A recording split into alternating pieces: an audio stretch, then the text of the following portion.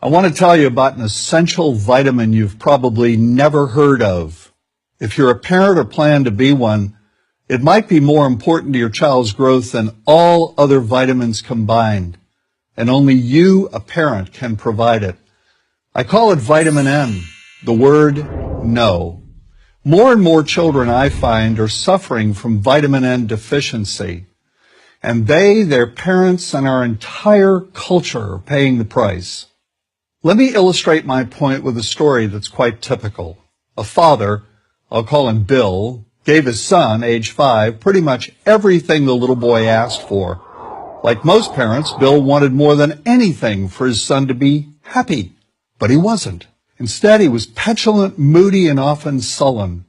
He was also having problems getting along with other children.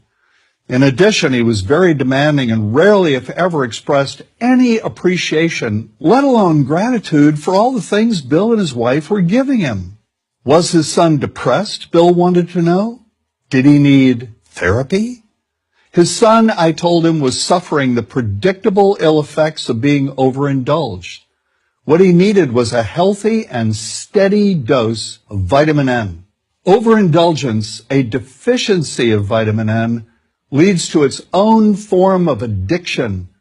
When the receiving of things begins to generate nothing but want for more things. One terrible effect of this is that our children are becoming accustomed to a material standard that's out of kilter with what they can ever hope to achieve as adults.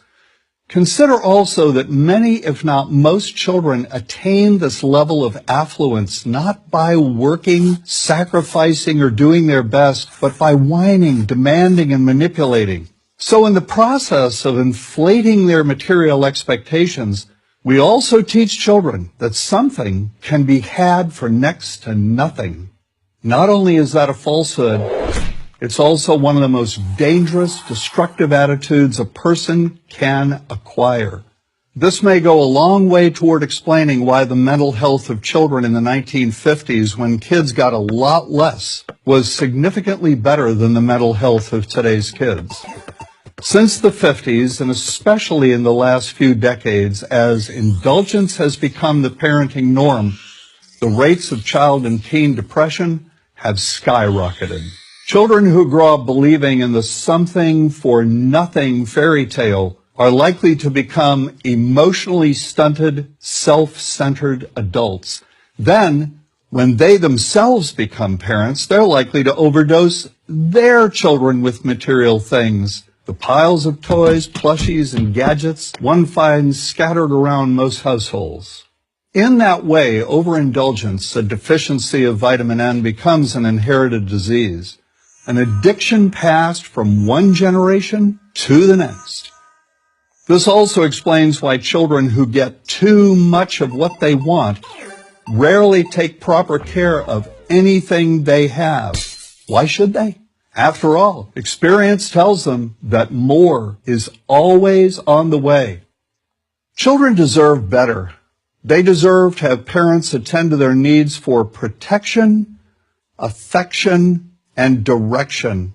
Beyond that, they deserve to hear their parents say no far more often than yes when it comes to their whimsical desires. They deserve to learn the value of constructive creative effort as opposed to the value of effort expended whining, lying on the floor, kicking and screaming, or playing one parent against the other.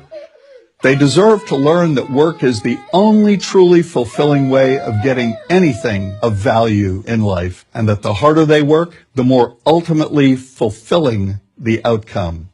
In the process of trying to protect children from frustration, parents have turned reality upside down. A child raised in this topsy-turvy fashion may not have the skills needed to stand on his or her own 2 feet when the time comes to do so. Here's a simple rule.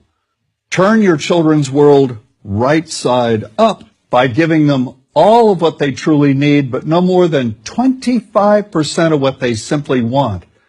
I call this the principle of benign deprivation. No. Vitamin N. Dispense it frequently. You'll be happier in the long run, and so will your child. I'm John Rosemond. author and family psychologist for Prager University.